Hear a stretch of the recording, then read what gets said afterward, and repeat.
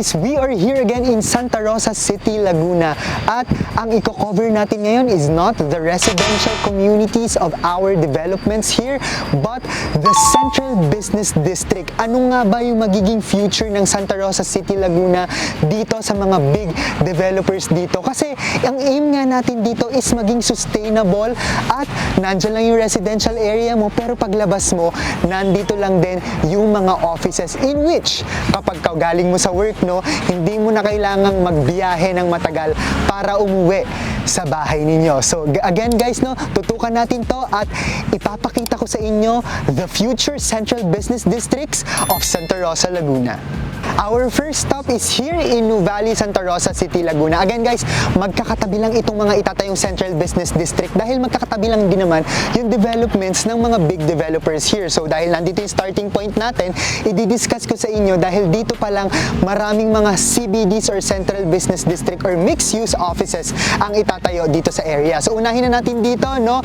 I think you're very familiar with this area kasi ang daming recreational activities dito sa Soledad area. This is Soledad 1, yung mga koi fishing or koi feeding, no? Sorry, no, hindi tayo mangingisda dito, nagko-koi feed lang tayo dito. Ang itatayo dito is the development of Lakeside Evo Zone and Techno Hub. So ano yung i-cater nilang industry? So nandito, no, yung mga call center buildings, business process outsourcing, no, yung mga 24-hour building dito itatayo sa area na to. So again guys, no, this is the Lakeside Evo Zone and Techno Hub. So aside from the BPOs or business process outsourcing offices, they are also expanding their recreational activities katulad nung nakita nyo kanina na boat rides, no, at marami pang iba. Kasi hina-highlight nga ni Nuvali, no, na maging sustainable talaga itong area, not just for residential area, no, pero of course iniiwasan natin yung nangyayari ngayon na mga tiga South, mga tiga Laguna, pero since ang fully developed ngayon is si Makati and BGC, so yung mga tiga South, no, talagang it would take hours just for them to go home, no, dito sa Laguna. But yun nga, maiiwasan yung traffic dito sa area dahil nililipat na dito, no, yung mga offices. At yun naman talaga yung aim natin guys, no, na time is very valuable, na hindi mo na kailangang mag-aksaya ng oras, no, dahil sa traffic para lang umuwi, dahil ito ang design ng Santa Rosa, more greenery, nandito ang residential communities, and at the same time nandito na rin yung mga next central business district. Nasa car tayo dahil few meters away lang is yung next central business district, no, na itatayo ni Nuvali, no, dito sa area. So nanggaling tayo again sa Techno Hub and Lakeside Evo Zone, and ang target completion date nun is on the second half of 2024. So that would be next year already. So ayun guys, no, drive tayo para mas makita nyo, no, kung gaano lang kalalapit, no, yung mga tatayong office buildings. Kasi yan usually yung nagiging misconception dito sa Nuvali. Parang ang lalayo, tapos yung mga bahay, meron ngang mga commercial area ngayon, pero more of sa groceries, malls. Pero paano naman magiging sustainable to na like magbi-build kami ng family? Eh di ganun din, kasi pupunta pa rin ng Manila para lang mag-work, no? Pero ang hindi natin alam is talagang well master plan itong area ni Santa Rosa na pati mga office buildings hindi ka na talaga lalabas, no, para lang mag-work dun sa Manila area. So nakikita nyo on our right is Landers, no? And as I have said earlier, nasa unahan lang talaga siya, no? Malapit lang din sa Techno Hub and Lakeside Evo Zone ni Nuvali, no, yung diniscuss natin kanina. So magle-left lang tayo here. This is under construction pa, kaya hindi pa tayo makakababa sa ngayon, no, but we will try na i-explore siya by car para makita nyo din yung area ni East Block. So magle-left tayo here. Again, we are inside the Nuvali development as of the moment. Magta-turn left tayo here para makita si East Block. So, eto na agad tayo with a beautiful view of Mount Makiling. May mga harang pero we just want you to see, no, a ayan, yung may mga green na yan, fully sold out na po ang commercial lots dyan. And East Block is the upcoming commercial district in Nuvali. So it is envisioned to become an urban enclave strategically located beside Nuvali North Central Business District. So it will be a complete mixed-use community that blends the natural and man-made features where there is perfect harmony of nature and advancement.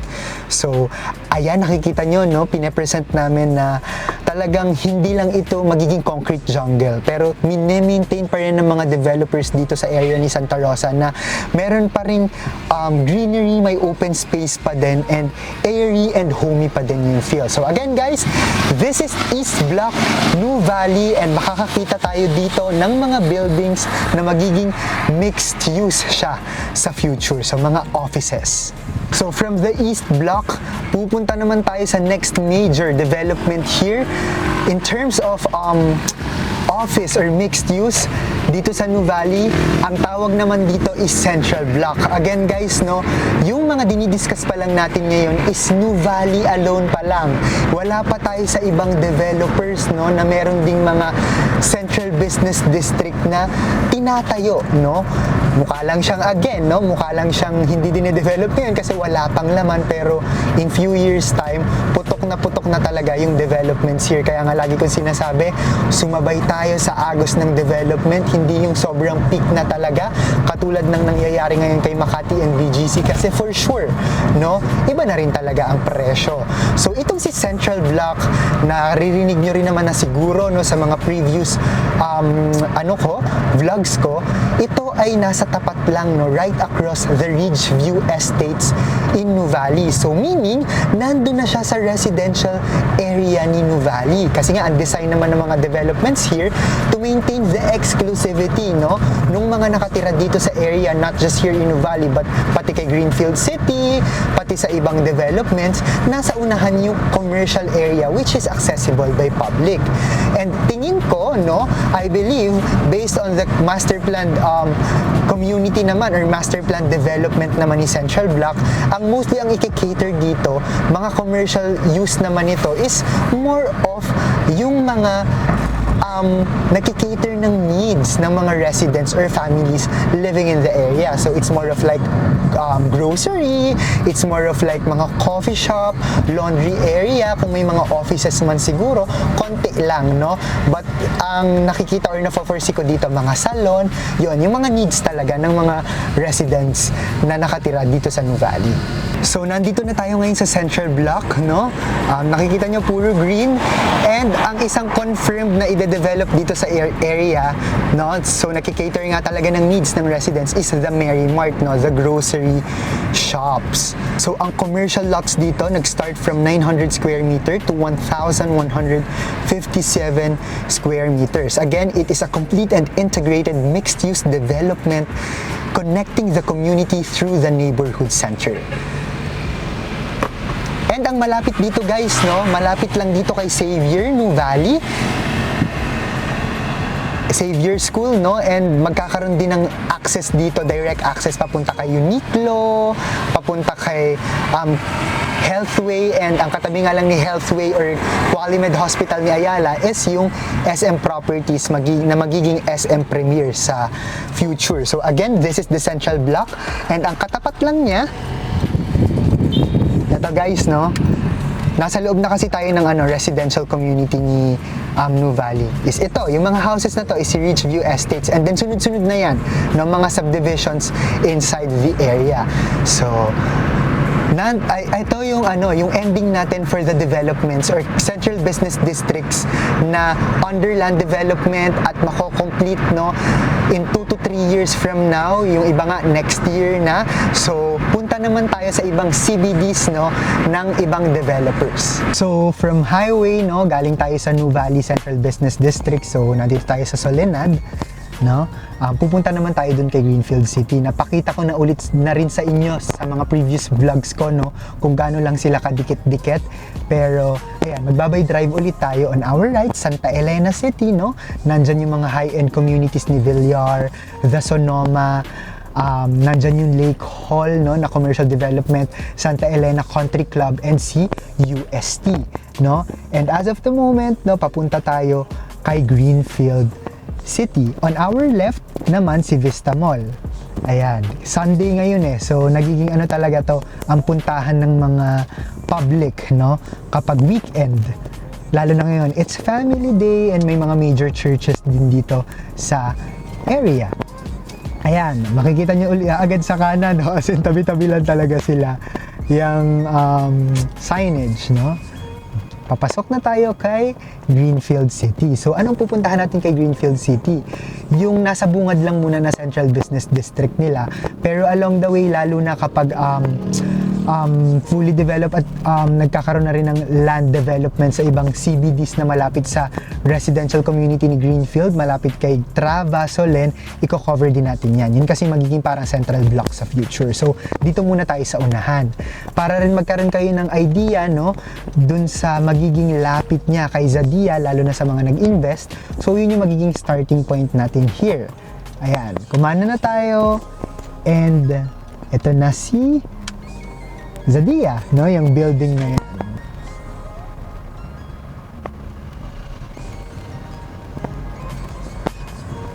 So, from Zadia, pupuntahan natin yung area ng dinedevelop talaga. Actually, may mga nakatayo na doon. Si The Medical City, Paseo Premier Hotel, at may makikita tayong parang structure na parang mga foundation or skeleton pa lang. Magiging hotel din yon. So, ganun din, no?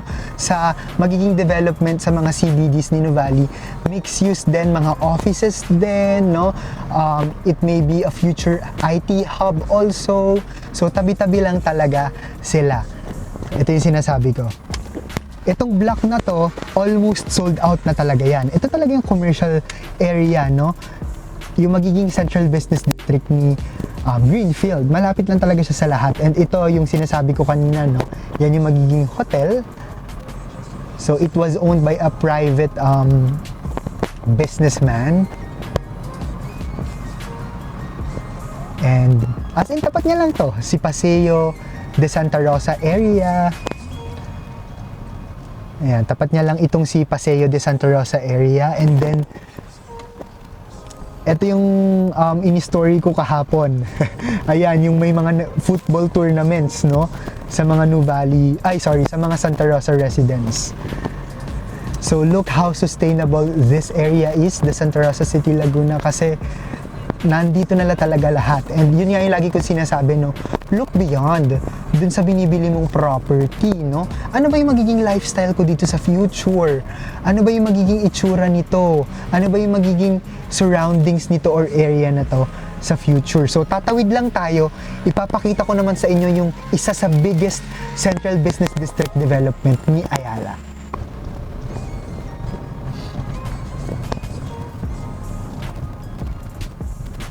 So, tumawid lang tayo, no, coming from the Greenfield City area, commercial area, and yung Central Business District.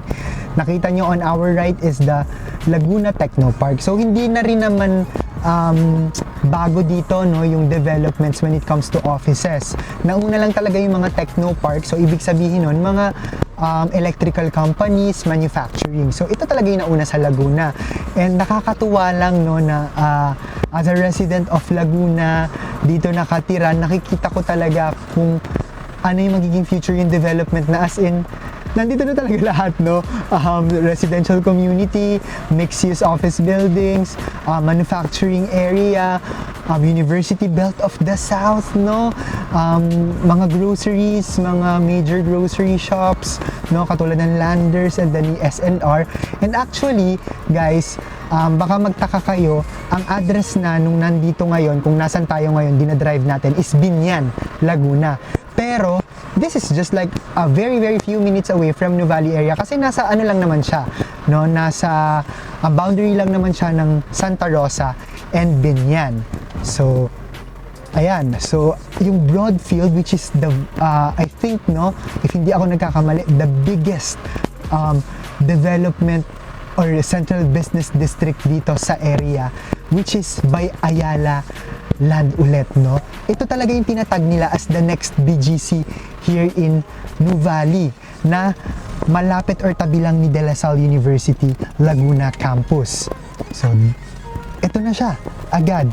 The Broadfield, an Ayala Land Estate Development. So, habang tinitignan nyo, no, yung area, habang ine-explore natin, no, i-discuss ko sa inyo kung ano yung mangyayari dito sa future, at habang pinapakita din ni Gio, no, yung magiging itsura niya sa future. So this is Ayala Land's most up-to-date 120 hectares home in the south. Broadfield offers a powerful combination of multifunctional parks, remarkable retail encounters, adaptable workspaces, and creative living spaces in an economically planned climate that encourages social and monetary imperativeness. This is situated again in Binyan City, Laguna. It is only a couple of moments from Calax and SLEX, with Future Street Foundation ventures in progress guaranteeing elevated network to and from Broadfield.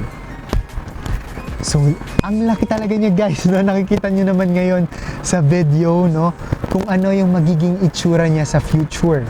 Sige, ikot tayo sa side na to. Since Ayala Land din, no? Ayala Land Estate Development din ito. Actually, fully sold out na din ito. Itong area na to. And ito yung tapat, yan yung pinakatapat na yan. This is Lasal. So rotonda kasi ito na malaki, pero hindi na tayo iikot kasi mas gusto kong i-highlight sa inyo yung magiging itsura ni Broadfield. So on our right, ayan, nakikita natin like itong Block 10 Lot 5. Ganito kalalaki, no? Yung mga lot cuts, no? Mga around 1,600 square meters. So ito yung kalakihan ng Broadfield. So I hope guys no mas na envision nyo na kung ano yung mangyayari dito na talaga kay Santa Rosa. And aside from that, itong area naman ni South Forbes Gulf City, no, sila ang address, pero ito nga, tabi-tabi lang talaga sila, nasa boundary lang talaga sila ng mga areas here, lalo na ni Santa Rosa. Bukod sa Westboro Town Center, no, na mga outlets din, na pinapakita ko sa inyo last time, no, wherein nandun si Anytime Fitness, si Coffee Bean and Tea Leaf, and marami pang ibang ide-develop ng mga outlets. Meron din silang Westboro Park Center. So yun, or Westboro Park Square, sorry. So yun guys, no, is magiging parang mini BGC din. As in, tabi-tabi lang talaga sila. So again, no, sana na-appreciate nyo yung road trip natin today. And sana mas nagbigay sa inyo ng linaw, lalo na yung mga nagpa-plan mag-invest here, kung ano talaga yung magiging future ng investment nyo here. Lalo na if you're into like type of real estate investor, no, talagang into flipping, kung magkano yung magiging future value niya. And of course, very perfect din for family building tsaka retirement, kasi hindi ka na talaga pupunta ng Manila just for you to work. And we're now here, no, 95% fully constructed na tong LHK building just beside the East Block here in Nuvali area. And eto guys, no, yung mga pinuntahan natin ng mga Central Business District, as in, tabi-tabi lang talaga sila. Kaya I took the opportunity na by drive para makita nyo kung gaano lang sila kalapit, no, sa isa't isa. Again, we have 3 major ngayon na Central Business District kay Nuvali, si Central Block, East Block, and Lakeside Evo Zone and Techno Hub. And kung nakikita nyo, no, sa background ko, nandyan lang si Zadia.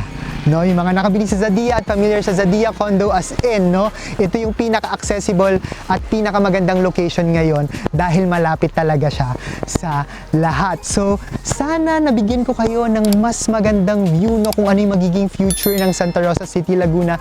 And you don't need to worry. Kaya din mabilis ang market value appreciation dito sa area. Kung nagtataka kayo, Jaire, ba't ang bilis? Ba't ang bilis natin mag-price increase? Kasi nga, tuloy-tuloy yung developments, not just residential, but pati yung mga magiging central business districts na tabi-tabi lang din, no, sa area by different big developers. Again guys, for inquiries, no, bago tayo maunahan or bago mag-fully blown yung mga commercial development dito sa area, if you wanna invest in residential properties, mapa-condo, lote or house and lot man yan, no, please feel free to contact me, no? Jaire Valerio Mamaklay is my personal Facebook account. I have Facebook page, The Property Geek. If you want to reach me through mobile, that's 0927-185-1590, which is also my Viber and WhatsApp account for clients living abroad. So maraming salamat guys sa pagsuporta, and ngayon ko lang ma-announce, no, pero hindi lang tayo visible sa mga social media just like TikTok, YouTube, Facebook, no, but of course we are also contributing twice a month in Manila Bulletin. So ayun guys, no, magtuturo ako sa inyo doon, no, kung ano yung mga latest trends about real estate applications ngayon, lalo na on the buyer and seller side. Again guys, maraming salamat. You can catch my article on Manila Bulletin website na bukod sa mga newspapers available nationwide. This has been Jaire V. Mamaklay, your property geek, and have a happy weekend.